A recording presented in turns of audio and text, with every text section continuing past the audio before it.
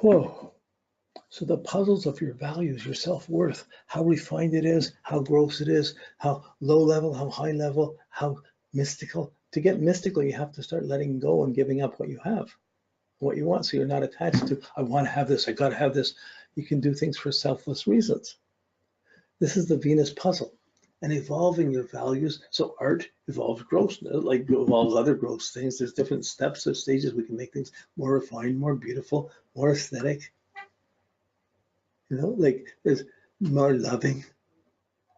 These are all things that Venus has, these tastes. But there's so many people that you wonder who has those tastes or who has this. And when we come under the spotlight and someone questions our taste, not all of our tastes are going to be perfectly spotless either. We justify, okay, I'm doing all that, but I can have this on the side. I can have the chocolate on the side, or I can have the dessert on the side, or whatever. And sooner or later, any overindulge or anything off the balance will accumulate and diminish your social standings. These are all inner planets, the moon, sun, Mercury, Venus. These are the inner half of your planets that work so much inwardly, and they're going to affect your inner qualities. Are going to affect how well you're received, how much you can accomplish, who aligns with you, what happens out in the world. There's a bigger puzzle. So putting energy out, how you put energy out, your forces, your desires, you do things. That can be, you can determine, you can force anything, you can force it, might is right. You know, or like nature's kingdom is might is right. Some people are predators, some animals are predators, some people are predators, some people are not. It's one thing how we look at our relationships and society and how we're meeting people and what we're doing and if we're getting experiences, how we get experiences. But boy, by the time we get experiences, we have kids and whatever,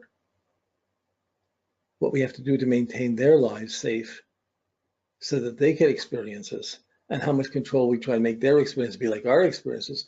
This gets into a bigger puzzle of Mars, Jupiter, and Saturn. Our inner piece is the moon, Mercury, Venus. Get that together. The outer world is how do you solve Mars, Jupiter, and Saturn? Excuse me.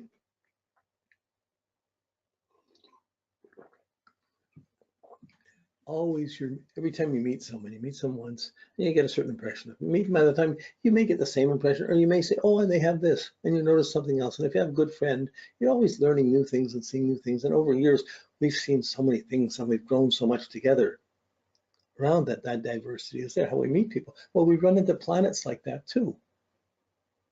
We see it on one level, and we're sure it all works on that level. It's going along, we work on that level, and then things happen. Different crises, different things happen to her, and it breaks that up, and we have to understand it on another level. We have to refine it, and we're growing, we're evolving through this process, and having to or devolving, and we're reapplying our logic. So it's one of the reasons why astrology as a mythology, as a symbolism, is fine to teach kids, but the actual mechanics of timings, of crises, of challenges. It's usually not healthy for someone under 16. Maybe 15, 16 if they've had really crises and really challenges in life getting their chart done. But usually at that age, you're projecting your desires, your need to fit in, your sensuality into the chart and out into the world. And it distorts how you can see it. And you're often better off just having experiences of working with it. Astrology usually comes in and starts to blossom after you've had one heartbreak, one devastation, you've almost died and had to re-put your life. How could this be? And then you start saying, well, who am I? And then you start seeing it more clearly. But the actions, every day, we have 24 hours, we have actions. We have 24 hours, we make choices. 24 hours, we're thinking about our choices and how to better do our actions or how to make things happen. It's just nature. And there's 24 hours, we should be thinking what's right or wrong. We can be thinking, we can expand this, we can take this further, we can go further with this. If I understand this right, we can go here, I can make this, I can be a millionaire by the time I'm 20 or 30, work on the web or whatever. But that's one type of understanding, but the understanding what's right or wrong, what's principled or not, the real guiding what's wise comes from Jupiter. Wisdom isn't a very evasive quality. Usually there's misunderstandings, confusions, distortions that come from a wrong understanding. Why can't I have a few drinks? Why If everybody's doing it, why can't I do it? Why do I have to follow the rules? That's too boring. Let's just try and see what we can get away with. That's Jupiter to Mars and Jupiter to Saturn. Jupiter is between the two, and it's trying to understand it. When it figures out a good balance between the action and the karma and the responsibilities, Jupiter becomes wise and can guide Mars to accomplish a lot. But when you're young, you're just going on the adrenaline. Let's party, let's go for it, let's go more, let's go more, let's do this, I can do this, I can do that, and to see what I can get. You want to see how far you can get it. So you do that, and then you end up with things you don't want or they're not that comfortable, and they crash. And you're a bit older, you're a bit wiser, and you're thinking, whoa, I'm not going to do that again. How come I got into that? And it starts refining your understanding. So that understanding, those principles, that wisdom to guide your Mars are in Sag and Pisces. It rules the morals of Pisces and the philosophy and principles of Sag. But we don't naturally have principles. There's probably many more wrong principles than there are proper principles. There's a light and a dark side. There's good principles, and there's self-righteous principles, and there's guilt-ridden principles. There's light and there's dark, but there's also noble, clear principles and value and understandings and wise ways of guiding action. So you have many stories, like King Solomon was the wise king. So when two women came up, one woman, they both had a baby, and one baby's died during that night, and the next morning both women are claiming that baby as theirs. And sees they're both not going to surrender and say it's mine. And this was before there was genetic coding or anything like that, DNA tests or anything like that. So what did Solomon do? He took the baby. He said, "Give me the baby." Takes the baby. He holds the baby by his foot. He said, "Give me your sword." Takes the sword, and he's going to go chop the baby in half. I'll give you each half. He's going to cut in half, and the real mother, the one who isn't their kid, would just sit and watch, and the one whose kid said, "No, give her the baby, give her the baby," because they'll know they wouldn't want their kid to die. So by seeing that, he understood whose baby was, but it had to be taken that far. Often life threatens us like that. So that's a really good textural puzzle of what's wisdom. When two people want the same thing or envying the same thing, and what are they prepared to do? And they're competing to get the job, to get the money, to get the best car, to get the best outfit, to have the best guy or best girl or whatever. Like all of these things, you can be brought up in a naive little bubble, and you bring up your kids really innocently. But as soon as it comes to relationships, and you get two boys and one girl, or two girls and one boy, someone's going to get hurt. There's going to be competitions. How's the wisdom to see it beforehand? We don't have it. We're not born with that. We're born to try and see how strong we can be, see what we can get, and then we try and develop our understanding around what we can get away with, what not. For me, I always had abusive father and violent teachers. So school and home was never really a safe place. I understood that if I had to do things, I couldn't ask for permission. I had to go do them, and if I got caught, I'd be in trouble. But if I got away with it, I had some adventures. But it was against a really harsh shadow. That was the Saturn. Your parents, the rules. If your parents aren't strict with you, you're not going to be able to be.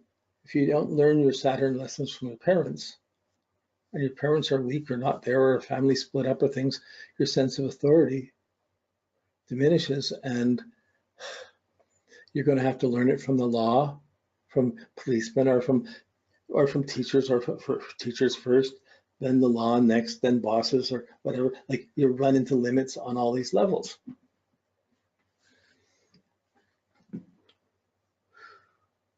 So at what point? Too much restriction, it restricts, it messes everything. Too little, it messes up everything. I mean, you have kids. No, you make commitments when you have kids you would never make any other way. By the time you have kids, you make commitments. And if you've brought up your kids, if you're a woman, you brought up your kids, you're a guy, and you look at someone who's never had kids, you see a big kid. You don't see someone who's ever had to deal with the necessity of the one with the kids screaming, the doors ringing, the things are happening. What am I going to do? And how do you get control to maintain some discipline inside of that? There's Saturn. And you get respect for dealing with these things. You lose respect for not dealing with those things. There's a huge, beautiful poetry in this balance. Now the Saturn rules Aquarius and Capricorn. Yeah, so when the Saturn is the discipline that's needed. There's all these problems, I have to fix them. That's the Saturn in Capricorn. I need to do it. The Saturn in Aquarius is the strategy. Let me get a plan to fix this. These need to be, let's get a plan to do. It's the strategy. So in the rulerships, Saturn rules the bones.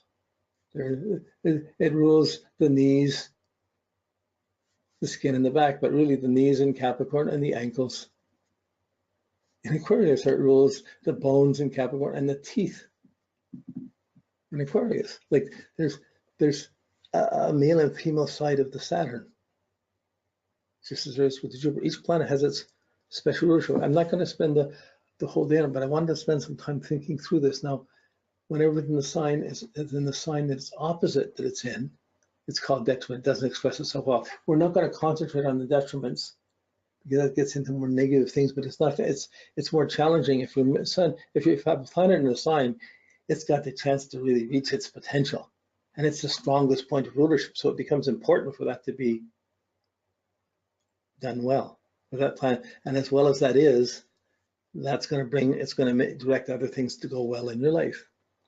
So really, on the simple point, if you look around the seasons, the zodiac being the seasons going around this, the moon and sun rule the bright summer signs.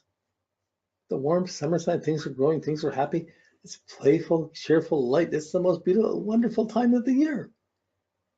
Well, spring is pretty beautiful too, but that's the glorious time, the summertime. But winter is the coldest time of the year.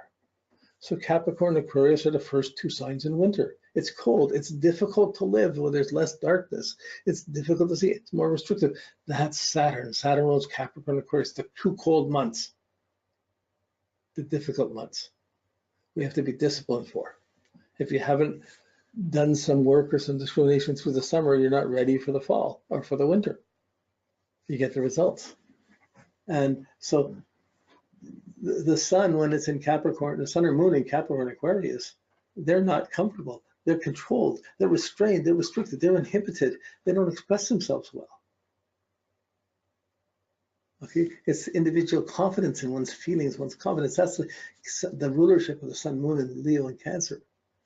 But when you put it in Capricorn Aquarius, you have the Saturnine effect on it. It doesn't express itself well. It's not being that responsive, being too frivolous, not like has.